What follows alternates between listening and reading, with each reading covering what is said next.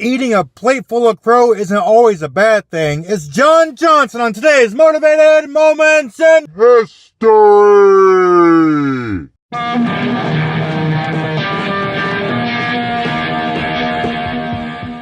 John Johnson was born John Jeremiah Garrison Johnston in 1824 in New Jersey. He served as a sailor aboard a ship during the Mexican-American War.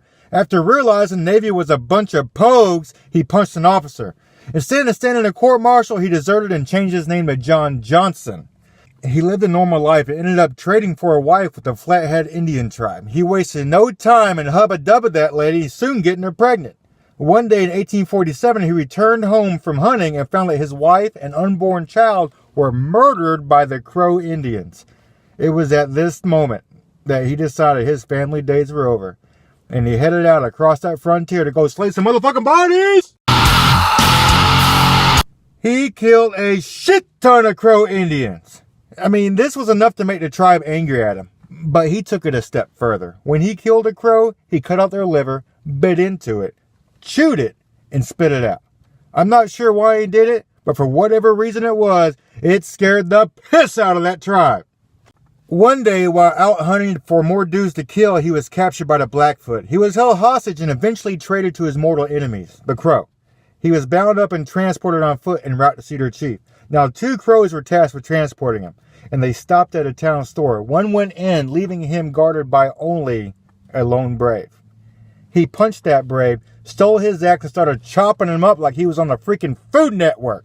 When the other crow came out and saw this, Johnson grabbed the amputated leg of the first guy and beat the other dude with it.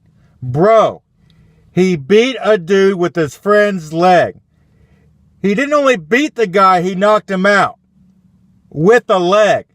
He knocked the dude out with another dude's leg. He chopped off a leg and beat a dude with it. He beat a motherfucker with a motherfucker. I guess you could say he got a leg up on the competition. No?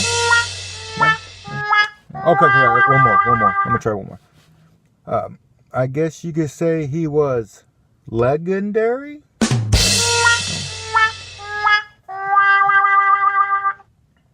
After escaping, he took the leg with him and used it to eat while trekking back across the frontier. Oh my goodness, this guy is a badass!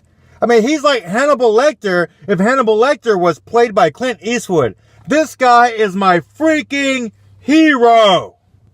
He continued his revenge killing spree for several more years, killing up to almost 300 Crow Indians. The Crow tribe finally approached him and offered peace, making him an honorary chieftain. He accepted his peace treaty and went back to living a normal life. In 1864, he joined the Union Army as a private in the 2nd Colorado Cavalry and was discharged a year later. He then became a deputy sheriff and soon a small-town marshal in Montana. He died in a veterans home in Santa Monica, California in 1900. He was buried in Los Angeles until his remains were transferred upon persistent request to Cody, Wyoming in 1974. And that, kids, is your Motivated Moments in History.